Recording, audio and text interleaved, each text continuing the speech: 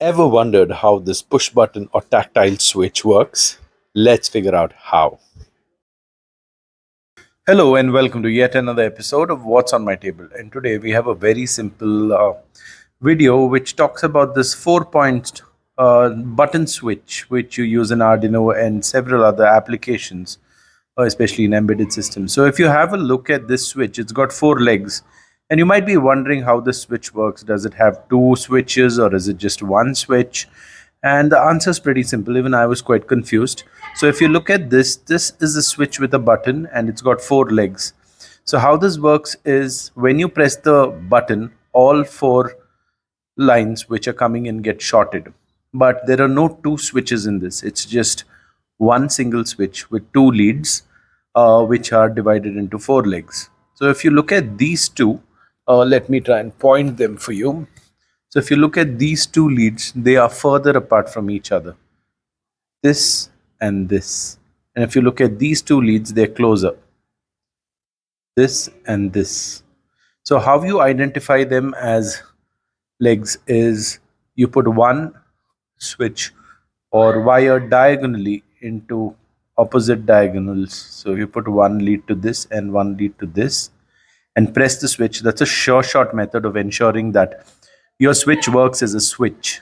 And another method to find this out is look at the points which are closer to each other. If these two are closer to each other, now these two are closer to each other than they are when they're placed like this.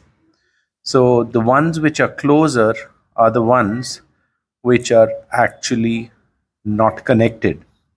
And the ones that are far apart are the ones that are connected. So this and this is actually the same lead and they are connected internally, whereas the ones which are closer are the ones which are not connected. So we'll demonstrate this through a small example. So I'll use a multimeter and check the connectivity of this particular switch, and you'll exactly know what I'm talking about. So the simple method to identify otherwise is that the ends which are connected have a single long line running through it. You can see this particular line is running from here to here. So these two are the same lead or connected, and these two are another lead. Now ensure when you put it on the breadboard, you do not put these two on the same line, in which case the switch would get shorted. So remember to put these two on the same line, these two on the same line, and when you press the switch on the other side, they will actually make contact.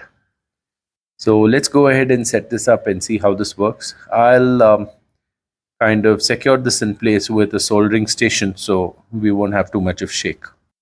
So as you can see, I've got a multimeter here. I'm going to move it to the continuity section, and you can hear the beeps as I touch these two leads together. It makes a beep. Now, if I connect these two, which are further apart,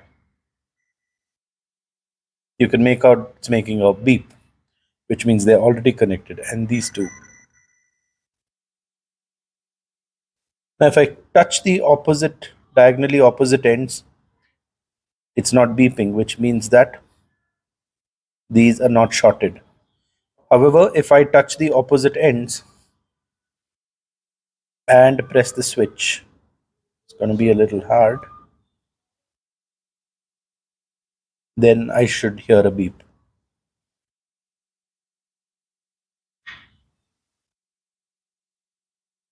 I pressed it now, you can hear the beep.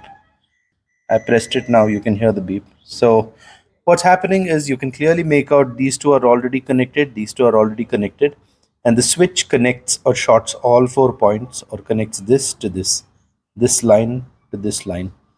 So I hope this video was useful to you. If there are any other videos that you'd like us to do to help you with any other issues, please feel free to comment. And I hope this video helped you.